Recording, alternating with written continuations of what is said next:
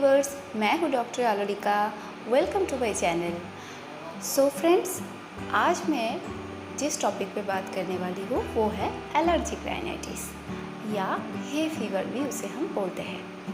तो now friends, allergic rhinitis क्या है और हे फीवर क्या है, ये बताने से पहले मेरी एक छोटी सी रिक्वेस्ट है। अगर मेरी वीडियो आपको अच्छी लगे तो मेरे चैनल को ज़रूर सब्सक्राइब कीजिए और बेल आइकन को ज़रूर दबा दीजिए लेटेस्ट वीडियोस के नोटिफिकेशंस के लिए। So let's start now.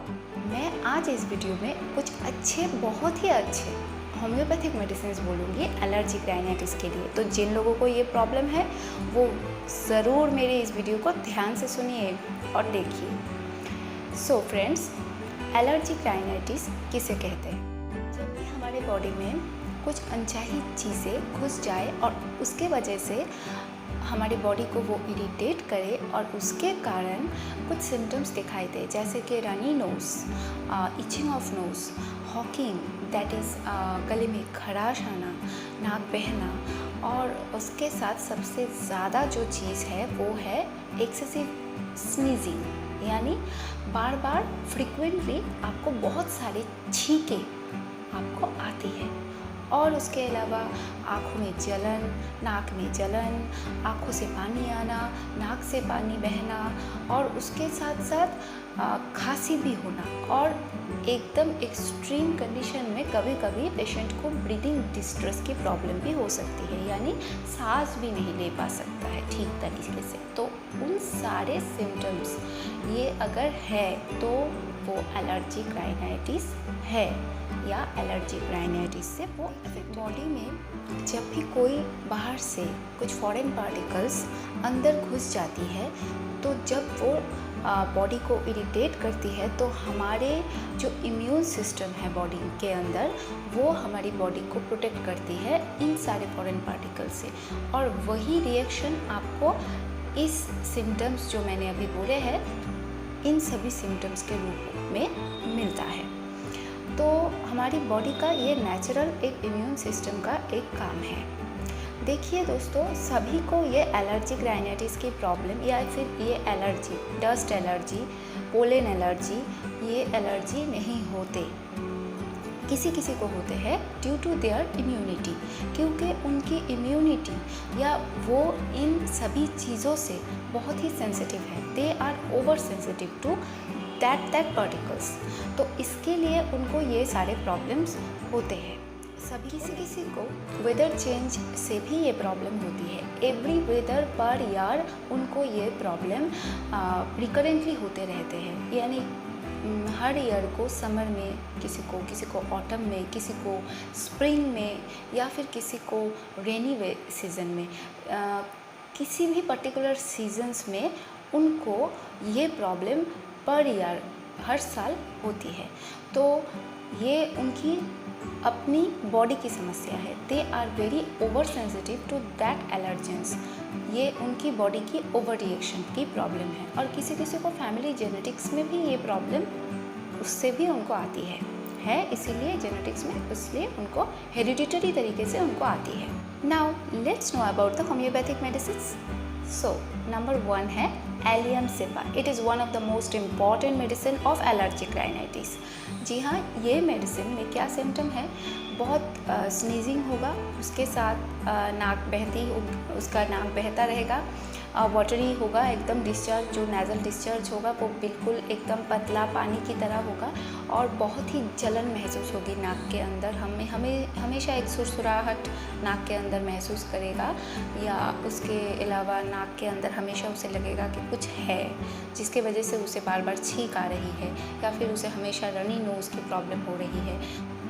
आँखों से भी उसका पानी आएगा, और उसके साथ रूम में जाने से, बंद कमरे में जाने से जो गर्मी है रूम में, उससे उसे एग्रावेशन होगा, उससे उसकी प्रॉब्लम बढ़ जाएगी। और ओपन एयर में यानी खुले हवा में जाने से उसकी ये प्रॉब्लम कम हो जाएगी। In that cases allium cepa 30 potency में दिन में 4 बार लेने से ये प्रॉब्लम से आपको बहुत ही तुरंत राहत मिल जाएगी। नंबर 2 है आर्स आयोड या फिर आर्सेनिक आयोड। ये मेडिसिन जो है ये बहुत इम्पॉर्टेंट है आफ्टर एलियम सेपा।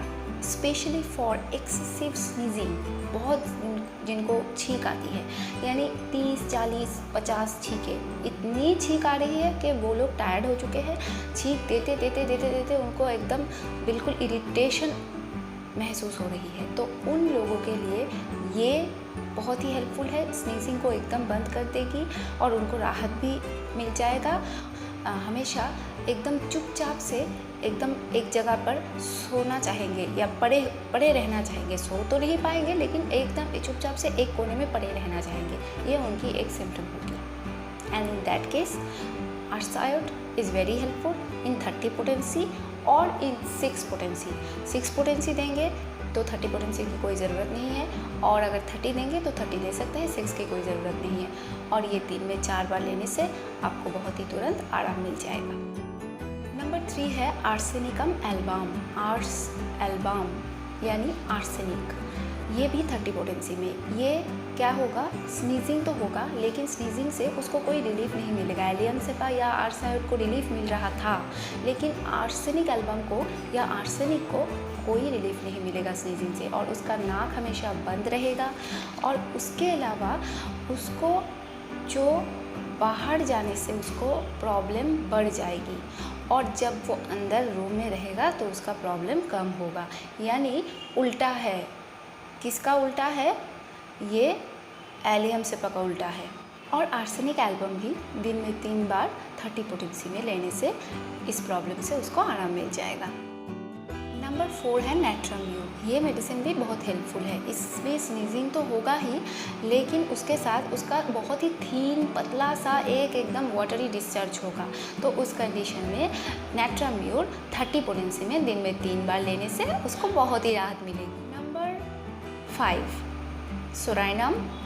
ये 30 पोटेंसी में, ये दिन में 2 बार लेने से ही राहत मिलेगी। इसके सिम्टम्स क्या है? यहाँ पे जो म्यूकस डिस्चार्ज है या फिर नेज़ल डिस्चार्ज है वो उतना नहीं होगा, कुछ ड्राई ही होगा नाक, लेकिन एक स्नीजिंग की प्रॉब्लम होगी। और उसके साथ साथ उसको स्पेशली ये पेशेंट्स इरेगुलरली एवरी ईयर किसी भी सीज़न में, चेंज ऑफ वेदर में, चेंज ऑफ सीज़न में उनको ये प्रॉब्लम होगी। यानी उनको ये स्नीजिंग की प्रॉब्लम स्टार्ट होगी।